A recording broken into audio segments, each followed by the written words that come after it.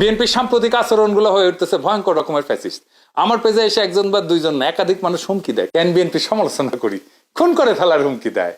আওয়ামী লীগও হুমকি দিত ইনবক্সে, আর প্রকাশ্যে ওরা হুমকি দিচ্ছে 32 নম্বর ভাঙার পরে, কিন্তু বিএনপির কোনো ভয় ডর নাই, প্রকাশ্যে হুমকি দেয়। আমি আজকে একটা দেখাচ্ছি কি কারণে সে আমাদের দেশে আসতে দেবে না বা আসলে বাইসা থাকতে দেবে না, ওটা ওরাই জানে। এরা ক্ষমতা আসলে কি করবে আল্লাহ মালুম। হ্যাঁ, আইডম থাকলে করে নিস রে ভাই, হ্যাঁ করে নিস, যে জিতবে ওই তো সিকান্দার হবে। হাইডম থাকলে তুই আমাকে দেখে নেবো, আমার হেডম থাকলে তো করে দেখে নেবো। এটাই রাজনীতি। রাজনৈতিক দল তার আশেপাশে বন্ধু রাখে, যারা ঠিক দল করে না কিন্তু একটা লুজ সম্পর্ক থাকে তাদের সাথে। আওয়ামী লীগের কাছে কিন্তু মাস্টার ছিল, সেজন্য আওয়ামী লীগ এতদিন রাজত্ব করতে পারছিল। বিএনপি সবাইকে শত্রু বানায়। এদের কর্মীদের রাজনৈতিক শিক্ষা এতই দুর্বল, এরা যখন দাবরানির উপরে থাকে তখন কেসো হইয়া থাকে, আর যখন ক্ষমতার গন্ধ পায় তখন নেকড়ে হইয়া ওঠে।